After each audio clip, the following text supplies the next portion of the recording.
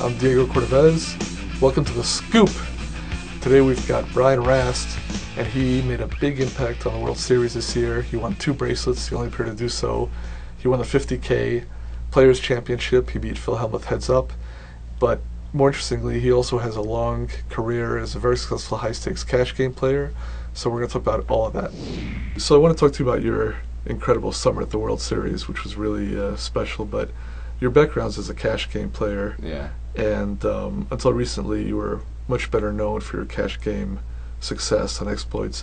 One thing I read that I thought was really interesting was you were playing in games overseas where you were actually turning over the whole cards after each hand. I guess one of the conditions of the game was that whoever won the pot, whether there was a showdown or not, would reveal the whole cards, which I would imagine would really change the dynamic of the game. Yeah, this game was in Macau, and we were playing there, and we were basically playing with like complete amateurs, guys that are maybe involved in like the Macau gambling world, or right. I'm not exactly sure, but they're wealthy, and like they wanted to, they're playing basically with these foreigners that we don't speak Chinese at all, like me and some of my friends that I was there with. So their kind of condition for playing with us was that we had to, everyone, it wasn't just us, but everyone had to show their hand to when they won the pot, and so they would maybe get to see the hands and get to see what people were doing and be able to learn faster. And they would show theirs too.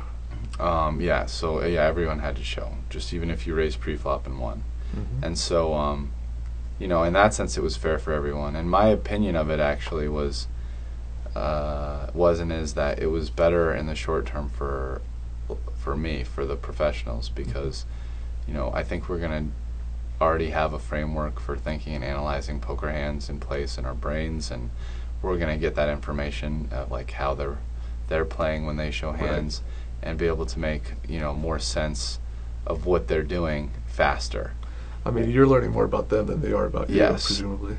And I think in the long run it's better for them, because they're actually when they see things every once in a while, they think about it, they might get exposed to a new idea that through play might take them months, but like they kind of might figure out a thing or two about it in a few days if they see it like once or twice and figure out what's going on. Or that minute. I mean, they may see a play that they never would have conceived of and add it to the toolbox right away, or certainly at least be immune to it the next time, or have some defense for it. So I mean, I think that in the long run it's definitely was a smart play by them. I've done that in some home games just where we're trying to improve and comment on the hands, but for actual cash and for big games, that's like a very unusual thing. Yeah. Was there a factor in terms of possibly tilting someone or just affecting their emotional state just by the hands that you show? In one way or another, I mean, sometimes you're confirming that they made a good play, or if you're showing someone a big bluff or repeated bluffs, you're setting them up in some way. Did that seem to factor in at all, or not so much? Well, I mean, I will say, I think I remember one time when I went on a good run, it can definitely have psychological impact on the game.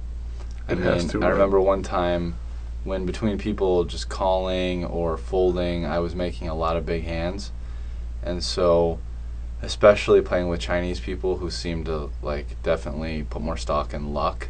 I also started,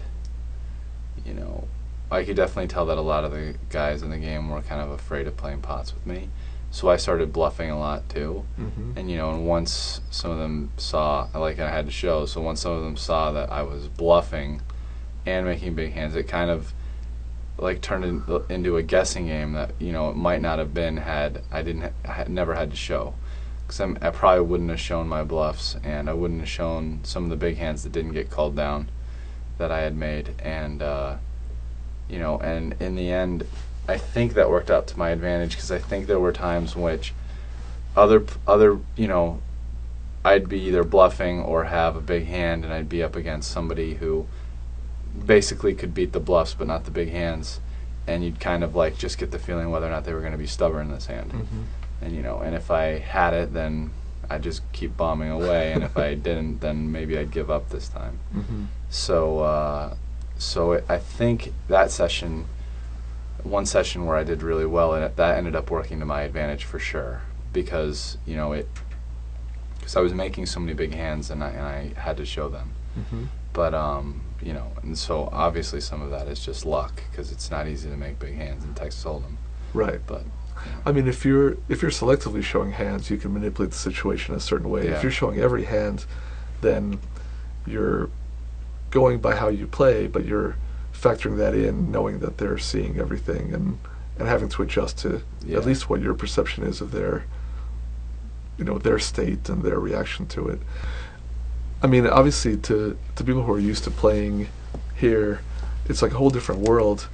I mean, just culturally, just emotionally, how different was it to be playing in that atmosphere? I mean, when you play here at Bobby's Room, there are times when there are wealthy amateurs who come in and you have that dynamic going on, but it's such a different world.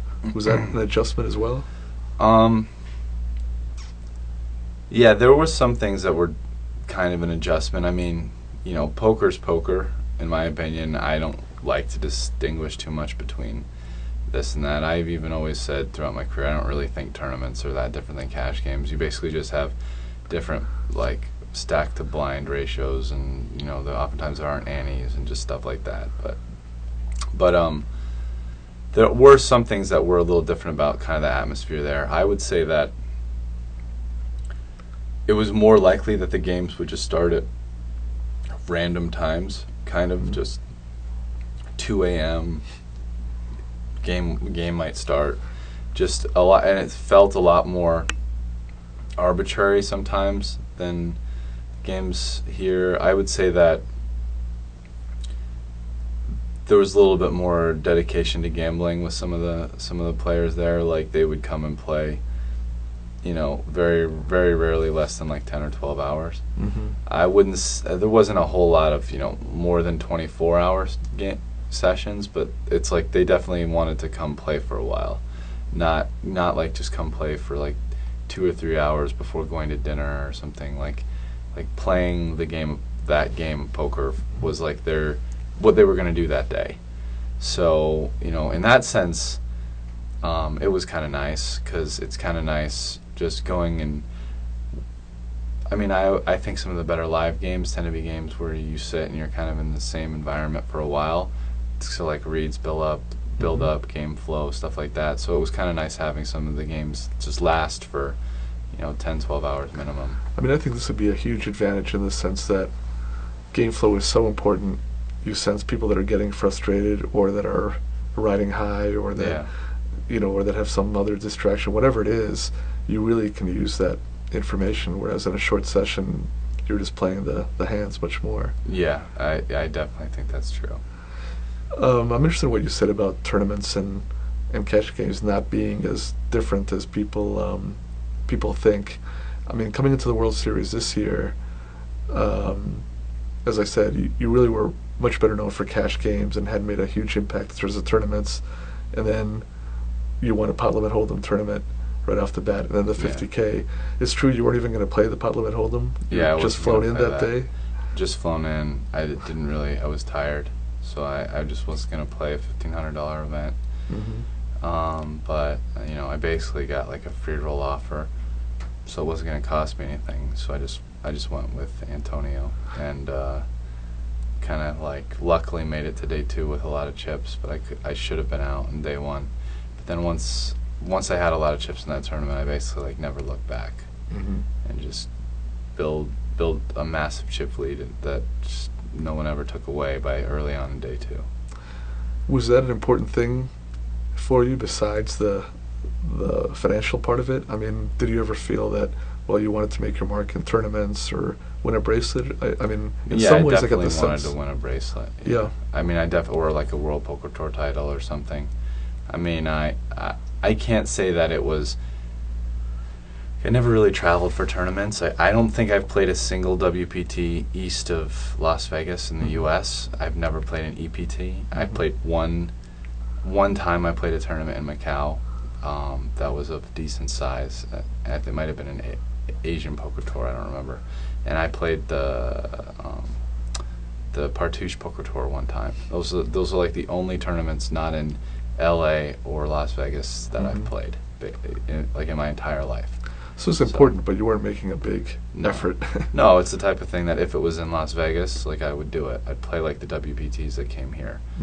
Some summers I'd play a decent amount of World Series events, just kind of, you know, as something to do, another way to play poker.